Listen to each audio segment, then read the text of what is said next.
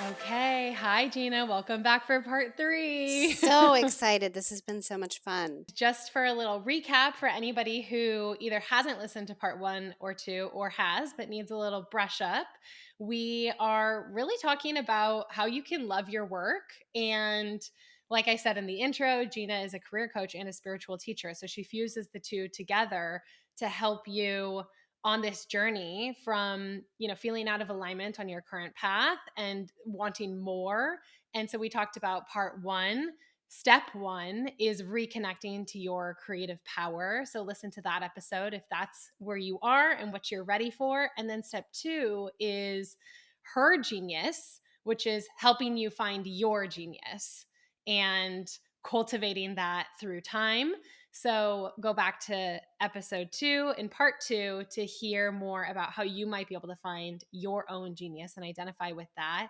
And now in part three, I'm really excited to get your perspective on this because it's something I've actually thought a lot about and haven't voiced, haven't talked about, haven't had many conversations around the masculine and feminine approaches and sides to career and work. And so we're going to talk about, maybe a new way to do things or new ways to consider work and to approach your work. And so I would love to kick it off by just hearing from you. What even is the divine feminine? Hmm. Well, I will say the first time I heard that phrase, I was sitting across from a woman named Christina Rilo, and I heard her say it, and I sat up in my chair and I was like, tell me more. Yeah. I couldn't wait. I couldn't wait. Hmm. And Christina Rilo became my spiritual guide and teacher over many years. I apprenticed with her to learn about the divine feminine. And so this is work Hmm. I've been doing over a decade now in deepening my understanding of it. But what I will start off by saying is that the divine feminine, just like as we talked about in Genius, it's very innate and natural, particularly inside of women, or anyone who identifies more with feminine energy over masculine. It's not necessarily gender based. You could be living in a female body and identify more with masculine energy. You could be living in a male body and identify more deeply with the feminine energy. It's really like what's known as like in Eastern traditions as the yin and the yang. They are bodies of energy that have been also called masculine and feminine because they have more closely aligned as a home base, an innate way of being if you are a woman and if you are a man. But again, please know I'm not making that an absolute here. It's not all about gender. So these two energies, the masculine and feminine, or the yin and yang, there's that symbol that's a circle, and then there's a black side and a white side, and it's the idea is that there are these two energies that go together that complement each other. And I wouldn't call them opposites, but they're like polarities, and they together create a balance in our world. All of one in a person will create imbalance, because it's just lopsided holding this one space. And the truest expression in any of us is that we are holding both our masculine and feminine energy. That's where we become whole, and we can really feel that we can take care of ourselves. We are in a sovereign being. But to call it divine feminine, what that's really about is a spiritual tradition that is very ancient. It predates the modern religions that are like institutions, and it really has been a way of being, of recognizing the power of women. We have this power to give birth. We are very connected to our creative source, that it can move through us and actually give life. And so the divine feminine is an honoring of the distinctive nature of woman, of feminine, and how we are a creative force in this world, how we are connected to goddess energy, and how we can bring that forth to create love and peace and unity in this world. I love that you called out that balance between masculine and feminine because within us, within anything, there is both masculine and feminine. And like you said, it's an energy, it's not necessarily a gender thing on a straightforward sense. Mhm. But everything needs both masculine and feminine energy for that balance. So it's a good thing. We want both. What we don't want is, like you said, a lopsided, out of balance Mhm. sense of that energy. Which, And which so is what we have in our professional lives. right, right. Yes. And so I would love for you to expand upon that, because there's so many ways that that shows up that I've been unaware of, and that many of us have been unaware of, that we've become more attuned to. But I Mm, still think, even in the words that we use, at one point you called out like the terminology of trajectory, or like I said earlier, skills. Those feel like very masculine mhm, terms, or the concept of you need skills to fall back on. Those are very masculine approaches. What are some of, just maybe like two or three of the things that show up for you that we're still a little bit blind to at this mhm, point? mhm. Well, let me start with this. We are out of balance in our professional world because our world has been shaped by men with masculine energy, whether it's an Mm, industry, a particular business, our politics. It's all been shaped by men, and women were excluded. You have to remember that women were specifically excluded until mm, women made their moves to be a part of different industries and get their voices heard and at the table. And so the beginning of women um, entering professions, the way that they had to do it was to act like the men and to bring their masculine energy, which they have. And they proved themselves that we can do this just like the men.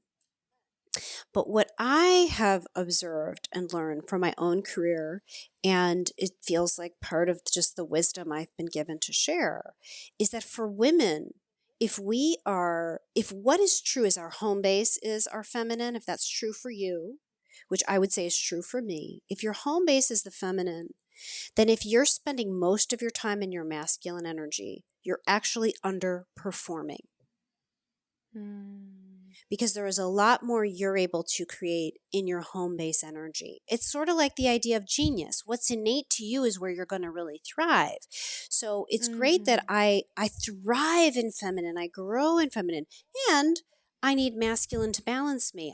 If I didn't have masculine energy, I wouldn't have a business and I wouldn't be, taking action steps and moving it forward and turning it into things, right? It would just be more mhm, ethereal and nurturing, and all those things are great, but you need both. You need to marry both.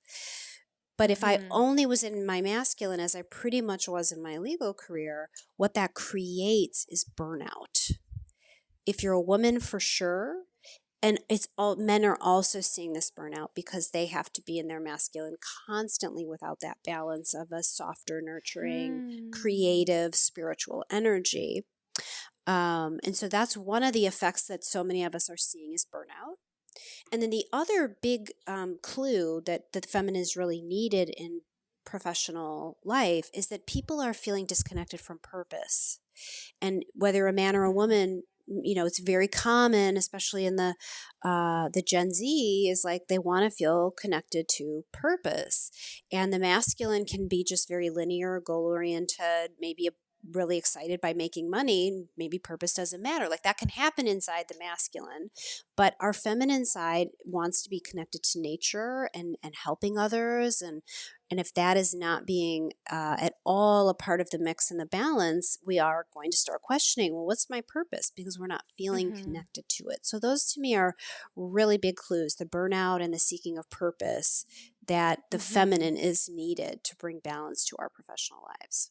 I'm so glad that you called out men in that as well, that they're experiencing the symptoms of an unbalanced structure as well. Because I think, well, I guess I've felt and heard, honestly, directly, that it's only women that have an issue with the structure, or it's only not working for women. But I see that it's not working for men Yes. as well. And even though that they are in their innate, natural, more masculine energy, their home base, I Yes. guess. Right. But even so, it's still out of balance, Mhm. even for them. And so if Mhm. it's out of balance for them, it is way out of balance Yes. for us. But you mentioned that the more feminine energy would be nurturing, more ethereal, closer to nature. Mhm. What is it, um like in a professional setting or in these structures, what does that look like, Mhm. bringing in feminine energy? Yes. So a really good example is honoring intuition. Okay. Inside the masculine, it's very data driven or logical. That's how decisions are made. And I'm not saying that's not valuable. It surely can be. But intuition taps the unseen. What maybe hasn't been captured in data. Maybe it is something that is on the horizon, or just something that we can't see with our eyes or touch with our senses, but it's coming. And Mhm. so that's a very big feminine gift that we can bring into business, is our intuition. It helps us Mhm. navigate new situations that are unknown. It helps us navigate people that might be saying one thing but are thinking another. It Mm, just helps us really be in tune with what's going on, regardless of what we can see in data or based on, the way people are acting towards us. I see. Okay, so even for a man bringing in more feminine energy to his work, it might be, sensing Hmm. an unsaid message from the client across the That's right. table That's right. and Absolutely. trusting that instinct. I Absolutely. see. Mhm. Okay. And Mhm. it's very clear how anybody could benefit from bringing that into their Mhm. work. Okay. Yes. So, what, from your experience or your perspective, what does a workplace or what do some of these industries look like in from a more balanced Yes. perspective? What could they look like if they were to be more balanced? Yes. So I have a really interesting example, in the practice of law. So we've talked in other episodes about my legal career. Hmm. And I actually had an experience several years ago where I got to experience law in a feminine energy. Hmm. It was very different. So, and I've written an article about this. It's published in a book called Readings in Restorative Justice. But several years ago, I watched a documentary that, it was by Michael Moore, and it's called "Where Do We Invade Next?" And his basically the concept was he was going to other countries and looking at how they did things, and Hmm. he's like, well, America has gone and taken from other countries in the past. There's all these good things happening. Let's go take these things and learn from these other countries how we can do certain things better. And he Hmm. took on the justice system was one of the areas that he looked at, and he was in other countries that police didn't carry guns, jails were Hmm. open spaces that were meant for people to be restored, people were sitting in peace circles to resolve conflict versus going to trial, and he's talking about all this, and I watched it and I wept. I wept Yeah. because I was like, this is what I always knew would be what I would want to be a part of, right? I'm Hmm. working with people who have maybe committed a crime or at least were accused of committing a crime, and all we want to do is punish them and take them out of society and take away their rights and make the rest of their life really difficult. So, whatever hardship pushed them into crime is only going to get worse. Hmm. But Yeah. there are these alternative ways that are based in more native, natural practices that would be very feminine about how to actually restore and create peace in our world. And I am not saying that that can always happen. You're dealing with someone who's, sick and mentally ill, and would they be able to participate in some kind of a peace circle? Maybe not. And maybe then you do need a more punitive, safety based approach. But wouldn't it be beautiful if there was an option to have both? Wow, that's so powerful. So powerful. So that's going to be a lot of work to change in our own culture and our own, systems and Mhm. structures that we have in place. And at a point in my life, I've thought, well, maybe I could, push back on that and make that happen in my own environment. And there are certain Yes. environments that are adaptable for sure. There's Mhm. some that are big and have been operating in a certain way Mhm. for maybe 100 years, So Centuries. centuries, Centuries. centuries, truly, truly. So I don't think that we always have to take it upon ourselves to um be the martyr that stays in the environment to change the environment. I think sometimes, yes, if it feels right and it feels natural, but what can we do for ourselves to find a Mm-hmm. better, more Yes. appropriate balance? Yes. Yes. And you're correct in, I believe, going to this question in the sense of like, we have to start with ourselves, Mm, right? Really change in our world begins by first changing ourselves. There's the very famous Gandhi quote, be the change you want to see. So mhm. if I am just, only honoring because I've been indoctrinated in business, doing things the masculine way, just like the way I was trained in law, if I'm only honoring that, well, that's the world I'm creating around me and I'm continuing to Right. feed into. But if I can Right. change myself and find ways to bring the feminine, which feels good to me and Yeah. natural to me. When I did work in restorative justice, it felt so natural to me. I'm like, oh, this just feels so. I'm just sitting in a courtroom, like loving people.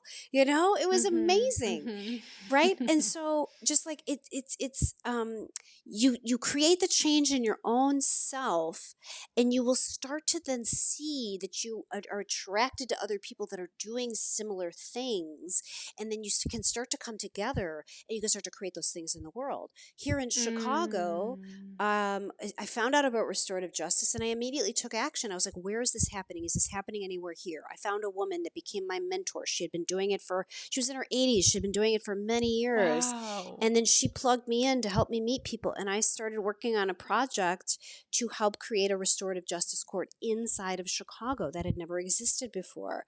Right. So, like, it was like I created it inside myself, this more feminine, peaceful world that we are able to be more nurturing, and so I created inside me, I start to meet other people who are doing it. I can be involved in projects that are a part of that. So it does start to become a part of your art or reality, but you first create it on the inside.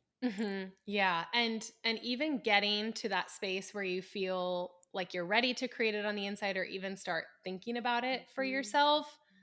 I know that, like our last conversation in part 2, there's a lot of limiting beliefs around that. And you do have to build a sense of awareness that it's not just that you're not smart enough to succeed in this environment, but you're not able to use your energy as effectively as you could if it was a more balanced environment. Can you That's talk a right. little bit about that and just kind of like the sense of powerlessness that can come along with being in an environment that's heavily masculine Mm, for so long? yes, It can actually really impact your confidence. I've experienced that as well, that you think that you're not like you're not good enough. You're not doing well enough because you're operating in an environment that's not really suited for you. And actually what just happened is a perfect example of it, because when you experience a technical difficulty and that's really not your strength, like that's not playing into what your energy is meant for, it can burn you out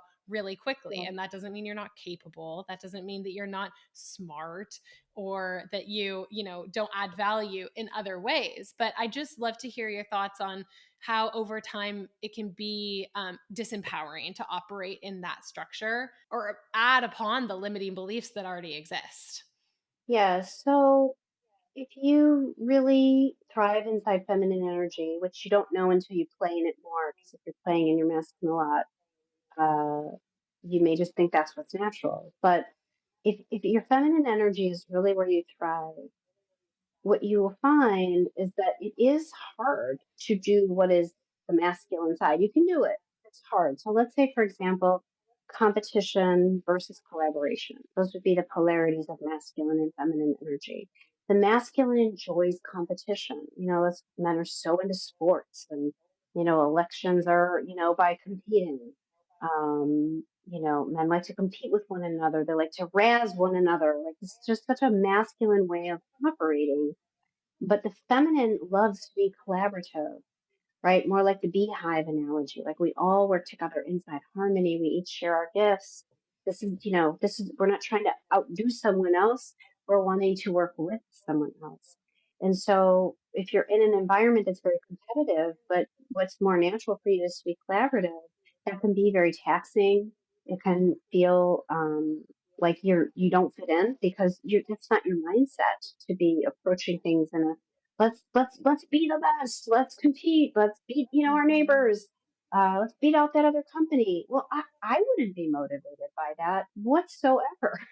I'm more motivated by Mhm. let's work together. Let's use your talent, my talent, all come together, and we're going to create something better than each of us could create alone. So, if the environment you're in is only calling for that masculine energy and you don't get to express your feminine, it would feel like something's off in you. Like, well, Mhm. why don't I have that same drive that they do? I just didn't feel that way inside of me. And so you doubt yourself. That's what happens. You doubt yourself because you're not fitting in. Interesting. Going along with understanding your genius and connecting to your creative power, if you're in an overly masculine environment, I would think even if you are operating in your genius, it would be difficult to really express fully in what you can offer and what you can deliver, even if you're doing the thing that you're supposed to do. I guess, do you have to separate yourself from that environment then, Mhm. or and recreate a new environment for yourself, or Well, again, it starts on the inside. So before you Mhm. are like, well, I'm just bringing my feminine to work, just bring it in your own private ways. You can bring Mhm. your feminine energy and how you flow in a project, right? You can bring it in. Maybe you find another woman who's a colleague and you want to practice your feminine energy together and how you work.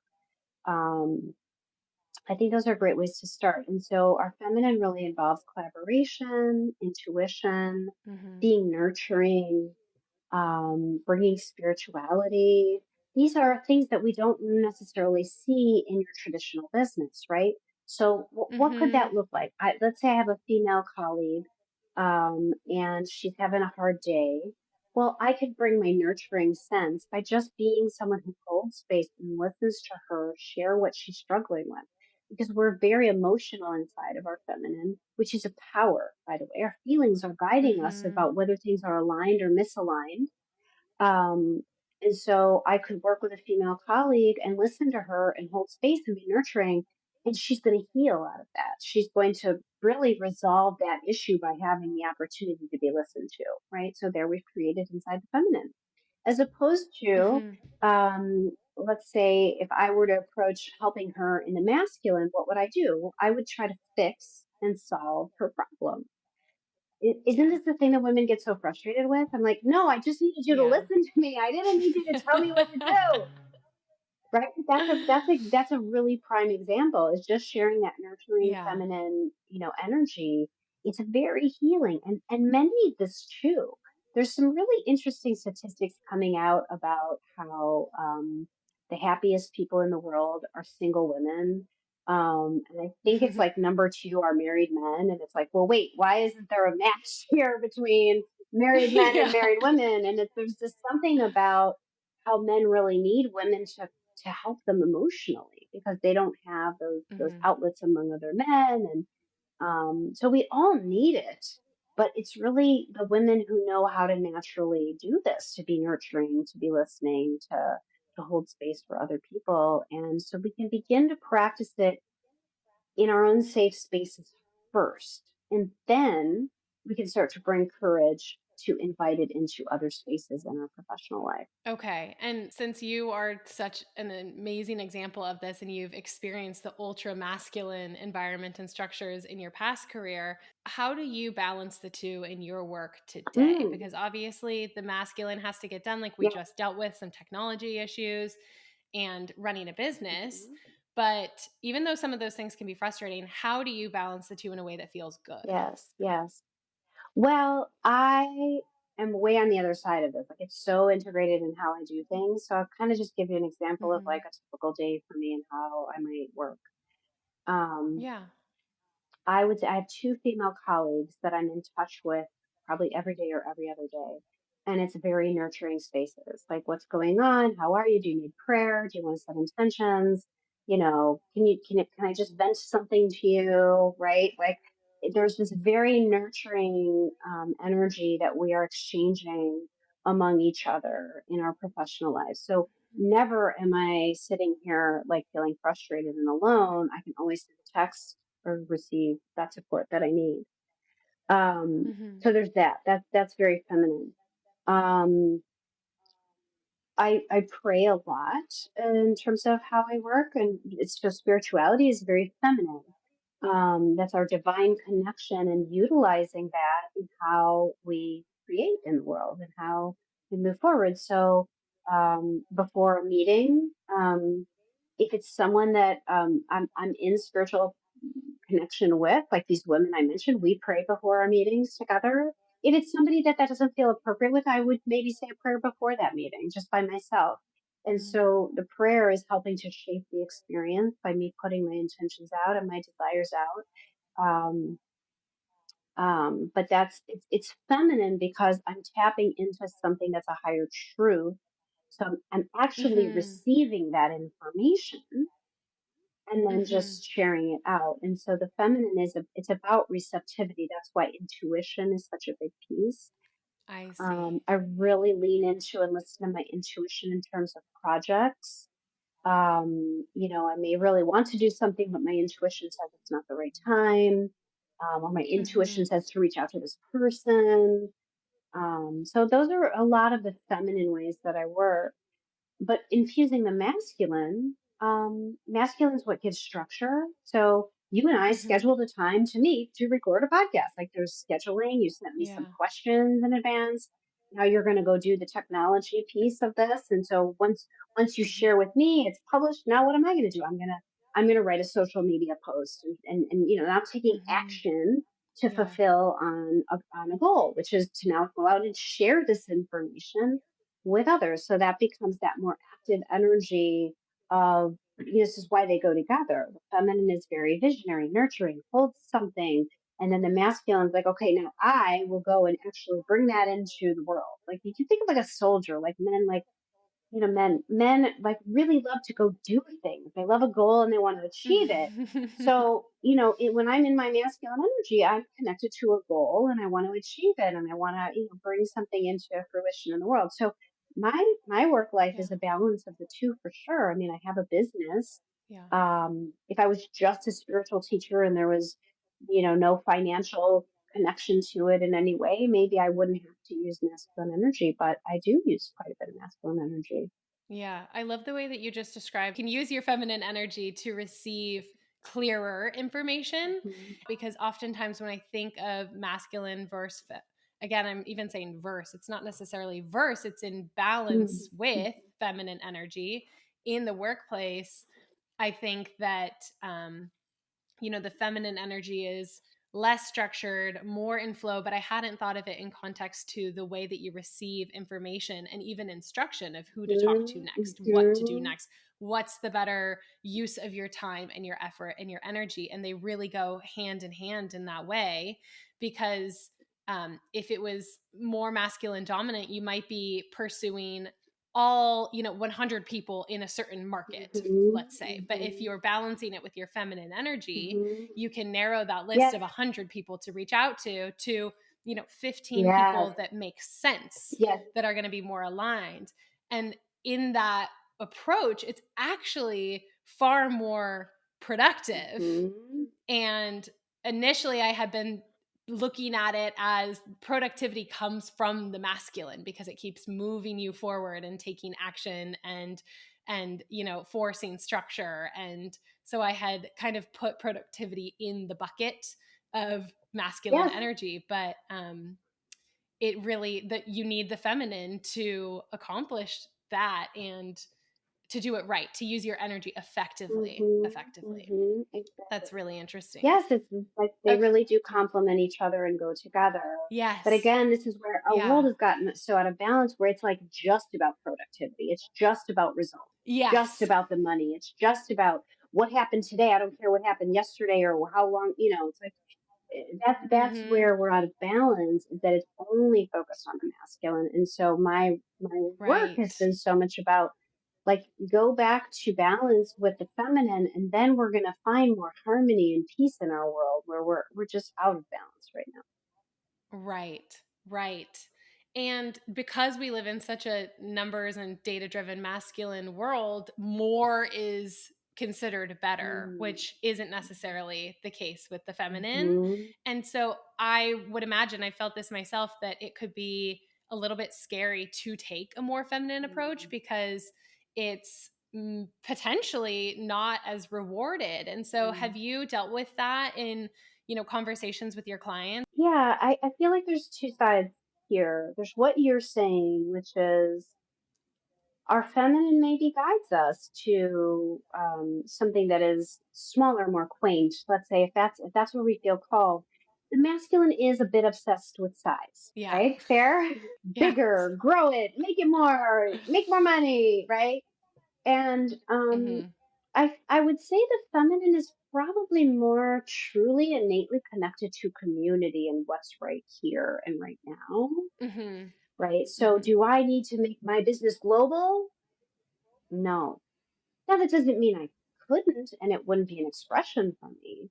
But inside the feminine, that may be our truth sometimes, is that we keep it more of a smaller seed, more of a smaller community. A lot of my business I have found my truth to be I love working with women who ultimately find that they are meant to lead larger groups. So I find a lot of reward on the close relationship I have with these women leaders, right? But I know that my work is then having a great impact because they're going out and leading large groups and, it like trickles out. But I'm not the one Yeah. that's out there, necessarily with thousands of women that are connected to me, but I work with clients who do have that. So sometimes it could mean that. But here's the other thing I want to say is that sometimes being in your feminine can create the bigger results because Yeah. as I said earlier, when women only are working in their masculine, they can be underperforming for them because you're following the Mhm. logic and the linear path. And what happens is when we unplug, when we just allow ourselves to be in our feminine, which is a receptive energy. So at its base, at its core, masculine gives, feminine receives. And so when we're receiving, so much of it is about this divine connection. We're receiving, just this information and just embodying it and moving through the world with it. We're radiating out love that is flowing through us. And so when we do that, what our power is to not make something happen, but to attract to us. It's just innate. It's innate Mm. for the feminine to attract because the feminine is this like radiant divine energy and people want to be a part of that. There's a magnetism of that. And so what I have observed many times with clients, whether you're a man or a woman, is when you're in that radiance, when you're just more in that ability to flow and receive, sometimes you get the bigger result that you wouldn't have got if you were hustling. Yeah. Something shows up because you're a match for it. Maybe someone that you've idolized that you would love to have on your show suddenly reaches out to you, right? Because you're Mhm. radiating this amazing light into the world that now someone is picking up on. So the word that really fits here is the word synchronicity. And so things can start to Mhm. happen when you're in that more receptive feminine energy that you didn't have to make happen, but you called forward with your feminine energy. It's like your energy is almost supercharged and start doing the work for you. Mhm. Mhm. That is so, so interesting. Mhm. Okay. And so to kind of tie it together for people listening, how does that enhance your genius Mhm. when you've identified your genius? Now you take this more feminine approach to bringing it into the world. It sounds like you have, more reach and just strength in your genius by balancing it with your feminine energy. But I'd Yes. love to hear how you communicate that. It's a huge aspect of your message Mhm. and your coaching and your teachings. And so, how do you kind of explain that connection and the importance of the feminine aspect of your genius? Yeah. So my vision of my work and my expression of my genius in the world It is women creating a more peaceful, loving, inclusive world through their genius. And I believe that this balance between the masculine and feminine, that it is ripe to be happening right now. Women are feeling that call inside ourselves, enough permission, enough of us are in the professional world that we can band together and stand for feminine energy as being part of how we work. So my work is very much about helping women elevate, and I do work with men occasionally who want to tap their creativity, their spirituality, their intuition, and that's great. But my biggest vision and my biggest sense of purpose is to empower the feminine to thrive. And so I believe that as women tap their genius and use their feminine energy, we start to tip the world out of a lot of the pain that is existing in industries and how people work, and we make it more harmonious and more loving and inclusive through our leadership. So, Mm. so I really want to help empower women, and to see how the feminine energy works with your genius to create this change in the world. That you know, each woman feels called in her way to change the world in a particular way. So it's Mhm. using your feminine energy. There's your genius, which gives you the focus, but then your feminine energy, which becomes more of the how you actually bring your vision forward. You know, one of the biggest things that Mm. is that people ask is like, okay, they get an idea what they want to do, and then it's like, okay, well, how do I do that? It's a very masculine question, right? That's like, okay, I need a goal and a plan and blah, blah, blah. And again, I'm not saying never Yeah. use that, but inside the feminine, it's less about how, and it's more about I'm going to embody this vision, and then I'm going to start to attract to Mm. me the resources I need. And like we talked in one of the other episodes about divine timing, and that's part of it. It's like instead of trying to make and force things to happen inside the feminine, we allow. We think we know the next step that's needed, but actually something might need to happen before that. So we just be more receptive and open and flowing with what's occurring and listening and Mhm. trusting that. And so when you're in your genius zone and you're wanting to bring forth whatever your vision is, when you're in your feminine energy, there's a lot more peace and ease and flow and joy in how you do your work. Mhm. Oh my gosh, that is so beautifully said and so useful because you're really showing that it is a, it's not a straightforward process, but there is a pathway to really allowing yourself to feel good in your career and in your work. It is possible. Obviously, you're living proof of it. Mm, Your mm, clients are living proof of it. But this is really clear for my sort of still in the masculine brain. It's a clear approach for me to understand, okay, I can see how we can get from step 1 to step 3 because we're really starting with what even feels good to you. mhm. Like, allow yourself to feel empowered by that. That's reconnecting to your creative power. And so understanding what feels good to you, peeling back the layers that have been, built upon you and caked on through the years, and just getting back to what feels good. And then you can have that clear space and that clear mind to identify what are those innate skills that are already within you that feel Yes, good still yes. and feel natural and bring so much joy to your life. And then how can we empower those by embodying that in your femininity? It's a really beautiful evolution, Mhm, and it's so mhm. exciting.